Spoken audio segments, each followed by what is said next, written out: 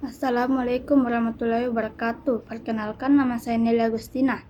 Saya akan menjelaskan tentang populasi dan sampel. Populasi dan sampel adalah dua konsep kunci dalam statistika yang digunakan untuk mengumpulkan dan menganalisis data. Populasi. Definisi populasi adalah keseluruhan dari objek, individu, atau peristiwa yang menjadi fokus suatu penelitian. Ini adalah kelompok yang ingin diteliti secara menyeluruh. Populasi bisa besar, misalnya seluruh penduduk Indonesia, atau kecil, misalnya seluruh pegawai di sebuah kantor desa.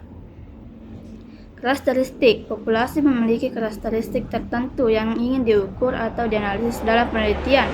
Karakteristik ini berupa usia, pendapatan, jenis kelamin, tinggi badan, nilai ujian, dan sebagainya. Adapun contoh, yang pertama populasi seluruh guru SMP di Kabupaten Sopeng. Yang kedua, populasi seluruh rumah tangga yang menggunakan air sumur di Kecamatan Tanrutedong. Yang ketiga, populasi seluruh pelaku UMKM di Kota Parepare. Sampel. Definisi sampel adalah subset atau bagian dari populasi yang dipilih untuk mewakili populasi tersebut dalam penelitian.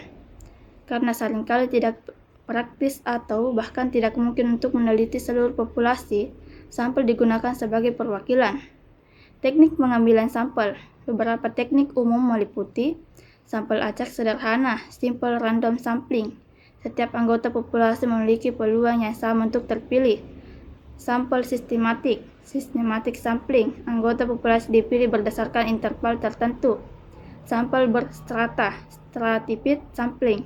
Populasi dibagi menjadi strata kelompok berdasarkan karakteristik tertentu.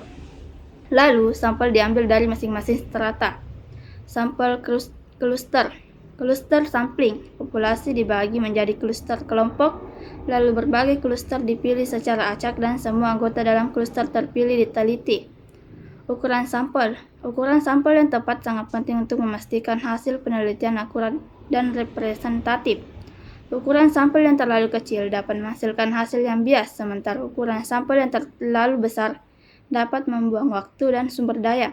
Penentuan ukuran sampel tergantung pada berbagai faktor, termasuk ukuran populasi, tingkat kepercayaan, dan margin of error yang diinginkan.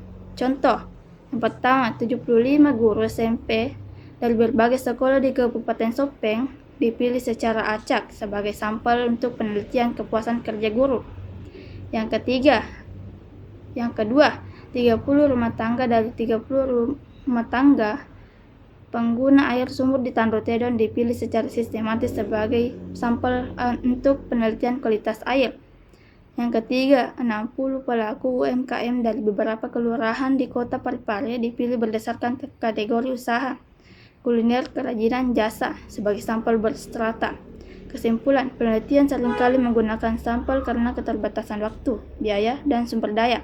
Namun, penting untuk memilih teknik pengambilan sampel yang tepat dan ukuran sampel yang cukup untuk memastikan bahwa hasil penelitian dari sampel dapat digeneralisasi ke populasi dengan tingkat kepercayaan yang tinggi. Baik, sekian dari saya. Assalamualaikum warahmatullahi wabarakatuh.